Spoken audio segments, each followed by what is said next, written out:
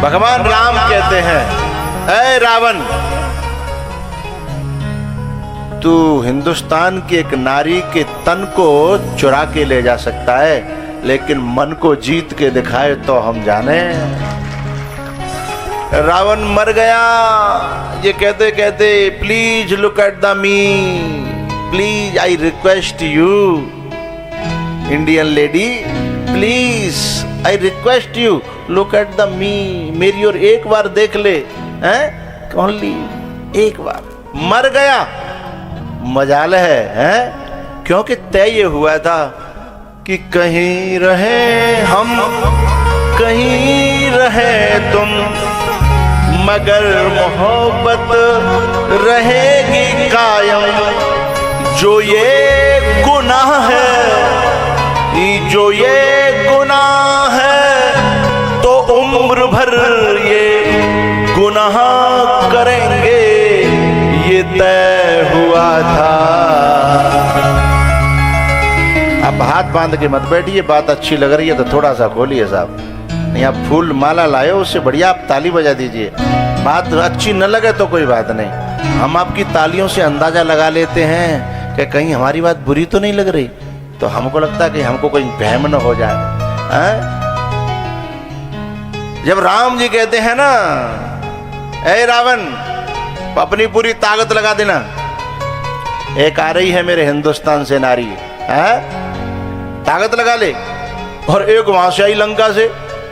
राम जी ने मना कर दिया। एक मिनट पहले कह रही थी, मैंने तुमको चाहा है, मैं आपको वर्ण कर चुकी हूँ, मैं आपसे प्रेम करती हूँ। शूर्पणखा रावण से उसे कहती है राम जी से, हैं? राम जी ने कहा, जरा उधर और देख लो, इधर कोई है मेरे साथ में है। 1 मिनट में वो चली गई है। उसने उधर वहां उधर लक्ष्मण जी ने कहा, नहीं, मैं तो उनका सेवक हूँ, मैं तो नौकर हूँ, नौकरानी बनने में क्या फायदा, पटरानी बनो ना, वहीं चली जाओ। फिर उधर आ गई है। राम जी ने चेक करके देखा, है 1 मिनट न टिक सकी जो। और सीता जी को वो इतने दिन साथ में रखने की कोशिश करी, इतने दिन, लेकिन आहा मजा ले, त्रिनधरी ओट। पीछे बैठ जाओ, वहीं साथ में उन्हीं के बैठ जाओ, वहीं बैठ जाओ पीछे उनके साथ। अरे पीछे जगह है ना, वहां पीछे जगह है तो सही, पीछे बैठ जाओ। जो आगे आने वाले लोग हैं ना, बाद में आने वाले, जब उस पीछे के लोगों को काट के आगे आते हैं ना, तो अच्छा नहीं लगता। जो हम पीछे आए हैं तो चुपचाप पीछे घुस जाएं, जो किसी को दिखाई न दें, हैं? हनुमान जी जो है ना, सेवा में रहते हैं, हनुमान जी दिखाई नहीं देते, हनुमान जी की सेवा दुनिया में दिखाई देती है साहब। हम नहीं, हैं? हम नहीं, हमारा तन नहीं, हैं? हमारे दिल का कमाया हुआ तप दिखाई दे, हैं? हमारे जीवन का भीतर का कमाया हुआ जो शूर्पणखा है ना, हाँ उसको तो मैंने बता दिया।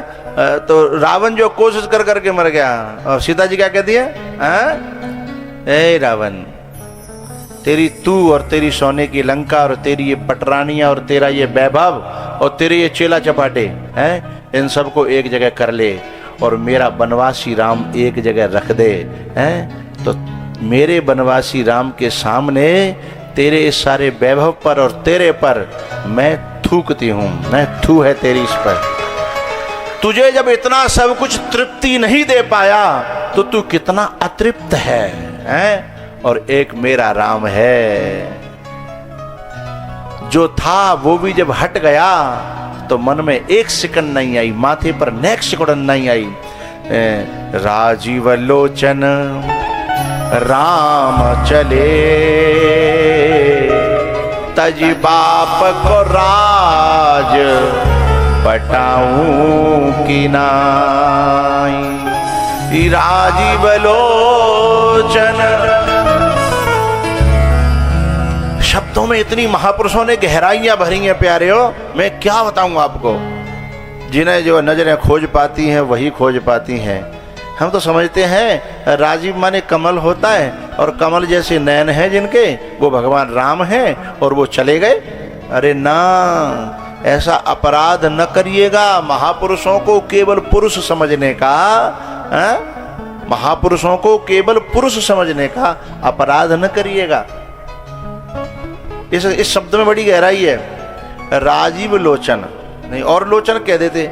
जो कमल होता है ना, जिंदगी भर पानी में रहे लेकिन पानी से कभी गीला नहीं होता, पानी से उसका अटैचमेंट नहीं होता, पानी से कभी गलता नहीं है, पानी में कभी डूबता नहीं है, पानी उसके ऊपर चढ़ता नहीं है, पानी उसे खाता नहीं है, पानी उसे गलाता नहीं है।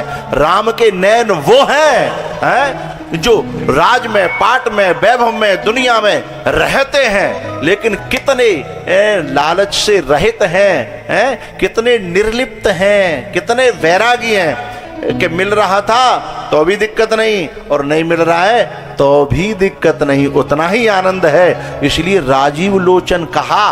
बात समझ में आती है ना? इससे राम का पूरा कैरेक्टर डिफाइन कर दिया साहब, कि राम का ये व्यक्तित्व है कि राजीव लोचन राम चले, तज बाप को राज। ये शब्द डिफाइन, ये बात कुछ कह रहा है, बड़ी गजब की बात कह रहा है। और को तो छोड़ दें पर बाप का नहीं छोड़ा जाता। जब लड़ते हैं ना तो ये कहते हैं, अरे अपने बाप दादा की जायदाद कैसे छोड़ दें हम, हमारे बाप दादाओं ने कमाई है, कैसे छोड़ दें। और राम जी एक सेकंड नहीं लगे साहब। राजीव लोचन राम चले, तज बाप को राज बटाऊं। बटाऊं माने पथिक, यात्री है। और वो पथिक क्या करता है? जिस धर्मशाला में रुकता है उससे बिल्कुल भी अटैच्ड नहीं होता, उससे जुड़ता नहीं है। सुबह होते ही उसे छोड़ करके चल देता है। घर को थोड़ी छोड़ सकता है ऐसे, गांव को थोड़ी छोड़ सकता है ऐसे, लेकिन धर्मशाला को। तो राम जी कैसे रहते हैं दुनिया में, हैं? एक यात्री की तरह, एक मुसाफिर की तरह, जो धर्मशाला को सुबह छोड़ करके बिना किसी दुख के, बिना किसी परेशानी के छोड़ के चला जाता है। ऐसे ही राम अयोध्या के राज को छोड़ करके राजीव लोचन राम चले, तज बाप को राज बटाऊं की नाई। तज बाप को राज बटाऊं की नाई। ये जो सोफा पड़े हुए हैं, इनको लंच में सोफा को थोड़ा इस साइड से, इसमें क्या गन्ना बोओगे क्या? अब ये तुमको ये एनालिसिस करना चाहिए मेरा, कि मुझे इनको देख करके कथा कहनी है तो मुझे ज़्यादा गर्दन घुमानी पड़ रही है ना, और इसके किनारे होंगे तो गर्दन ज़्यादा नहीं घुमानी पड़ेगी। जो रोज़ रहते हैं उन्हें इन बातों का ध्यान रखना है। ओके, हाँ। यहाँ जो लोग आते हैं अक्सर करके कुछ विशिष्ट ही आएंगे, हैं? तो विशिष्ट आएंगे तो उनके लिए विशिष्ट परसना पड़ेगा, और जब विशिष्ट परसेंगे तो हमें गर्दन दुखेगी, हैं? तो हमारी गर्दन का इतना ध्यान तो रखना चाहिए। जब हम आपका इतना ध्यान रखते हैं, तो इतना ध्यान तो बनता है, इसे छटा गया। राजीव लोचन राम चले, तज बाप को राज बटाऊं की नाई। बाप को राज बटाऊं की नाई। तो जैसे करदम जी महाराज ने देवहूति जी से कहा कि मुझे अब जाना है, बेटा जो है लायक हो गया है, वो एक बेटे का जन्म हो गया, अब मुझे जाना है। तो जो देवहूति जी की आंखें भर आती हैं कि मैं ऐसे महापुरुष के नीचे रही इतने दिन तक, लेकिन मैंने कभी मुक्ति की जिज्ञासा नहीं की। और जो मुक्त महापुरुष है वो उसकी जेब में मुक्ति ऐसे रखी रहती है जैसे जो है बड़े बूढ़ों की जेब में टॉफी रखी रहती है ना बच्चों के लिए, हैं? अपने नाती बेटा हो तो उनको निकाल के दे दी जाए। ऐसे बुद्ध पुरुषों महापुरुषों की जेब में मुक्ति पड़ी रहती हैं, वो जिसको प्रदान करना चाहें। लेकिन हम कभी मांगते ही नहीं हैं, क्योंकि मुक्ति की एक शर्त है। मुक्ति उसी को दी जा सकती है जिसके अंदर मुमुक्षा हो, नहीं तो वो पचेगी नहीं। बात समझ में आ रही है ना? नहीं तो वो पचेगी नहीं। जिसके अंदर मुमुक्षा हो, जिसके अंदर मुक्ति की इच्छा पैदा होगी ना, ये उसी को दी जा सकती है, अन्यथा पचेगी नहीं। इसलिए बुद्ध पुरुषों की महापुरुषों की ये मजबूरी भी होती है कि वो चाह करके भी मुक्ति हर व्यक्ति को दे नहीं सकते, मजबूरी है। तो जो वो सोचती हैं कि इनके पास मुक्ति थी पर मैंने उसको कभी भी मांगा ही नहीं, मेरी कभी जिज्ञासा ही नहीं हुई, और मेरा जीवन तो सब इन्हीं में चला गया। नेह यत कर्म धर्माय न विरागाय कल्पते न तीर्थपद सेवाय जीवन न पी मृतोई स। है जैसे मुर्दे जीते हैं, मैंने अपना जीवन मुर्दे की तरह जिया। जीवत सब सम 14 प्राणी। ये 14 प्राणी जीते जी मरे के समान है। जिन्होंने भगवान का भजन नहीं किया, आत्मज्ञान प्राप्त नहीं किया, मुक्ति की इच्छा नहीं की, भक्ति प्राप्त नहीं की, वो चाहे जिए चाहे मरे। और यहाँ तो कहा है कि जीवन न पी मृतोई है। मेरा कहना यह है कि वो तो मुर्दे से भी और ज्यादा खतरनाक है, क्योंकि मुर्दा कम से कम पाप तो नहीं कमा रहा है। जो अच्छे मार्ग पे नहीं जाएगा तो उल्टे पे तो जाएगा ही है। तो उसने तो जन कितने जीवनों के लिए और कितने बंधन कमा लिए, कितनी परेशानियां कमा ली, ये गड़बड़ी हो गई। तो वो जो है देवभूति रो रो करके अपना पश्चाताप करती है, हाय राम ये जीवन यूं ही चला गया, मेरी कैसी कोमते मन बसे गई रे, हो बसे गई रे, जिंदगानी भजन टूट गई रे।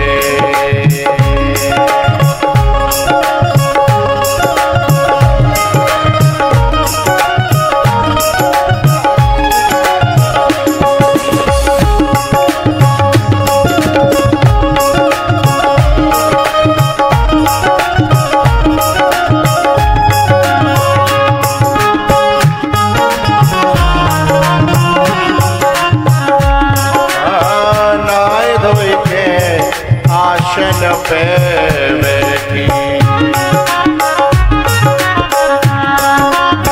नहाए धोए के आसन पे बैठी, ओ नींद बेरे ने मोहे डस गई रे, डस गई रे।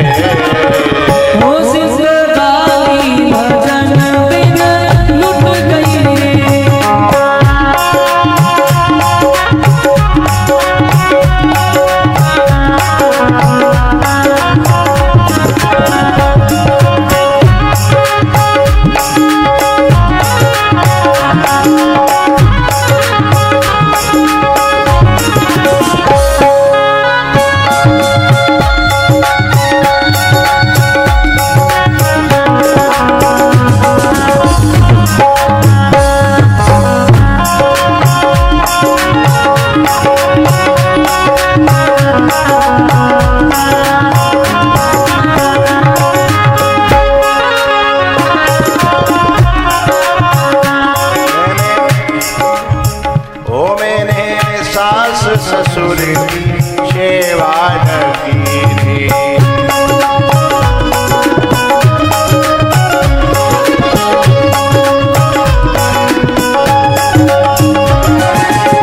वो मैंने सास ससुर की सेवा न की थी। क्यों? बाल बच्चों में फंस गई रे, फंस गई रे। ओ जिंदगानी भजन बिन लुट गई रे।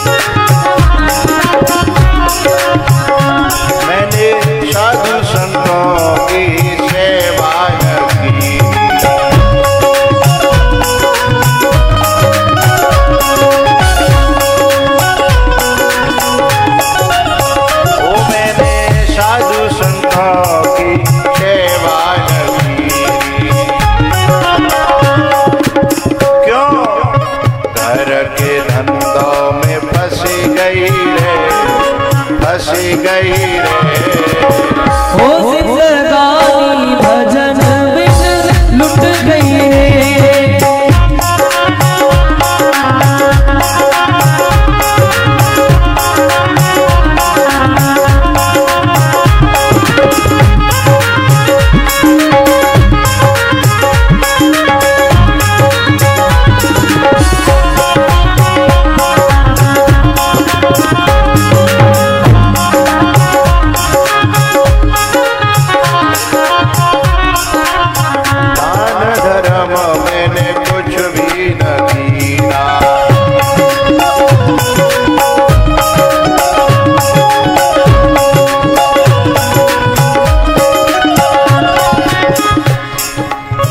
लोभ काल ने डसी लई रे, डसी लई रे। हो जिंदगानी भजन बिन लुट गई रे।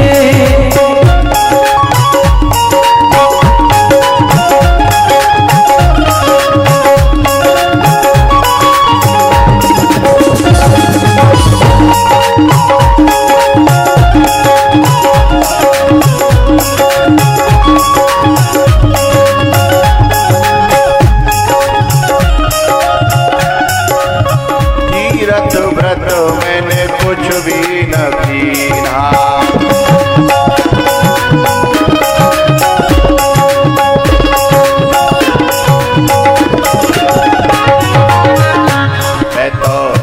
मैं तो तेरी मेरी में फंसी गई रे, ओ फंसी गई रे। हो जिंदगानी भजन बिन लुट गई रे।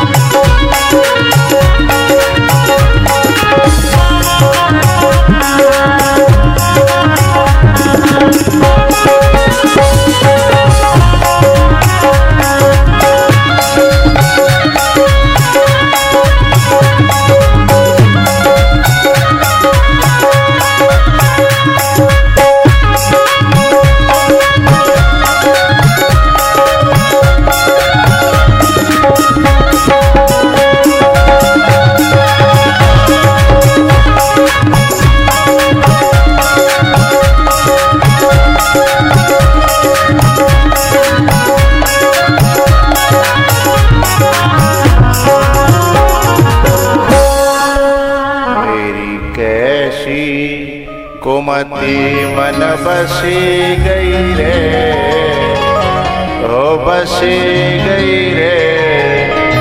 जिंदगानी भजन बिना लूटी गई रे, जिंदगानी भजन बिना लूटी गई रे।